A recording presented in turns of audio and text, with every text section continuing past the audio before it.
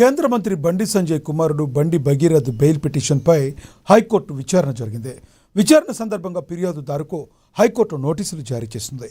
అనంతరం విచారణను ఈ నెల 3వ తేదీకి కోర్టు వాయిదా వేసింది. పోక్సో కేసులో అరెస్ట్ అయిన బండి భగీరథ్ ప్రస్తుతం రిమాండ్ ఖైదీగా చర్లపల్లి సెంట్రల్ జైల్లో ఉన్నారు.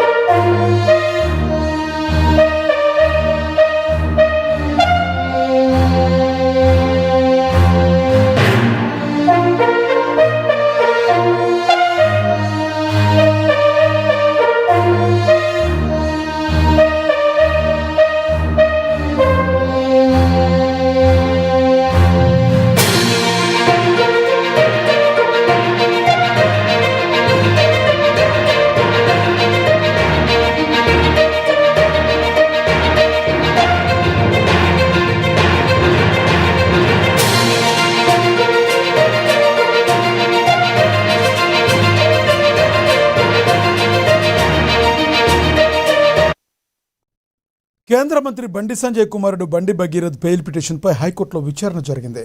విచారణ సందర్భంగా ఫిర్యాదుదారుకు హైకోర్టు నోటీసులు ఇచ్చింది. అనంతరం విచారణను ఈ నెల 3వ తేదీకి కోర్టు వాయిదా వేసింది.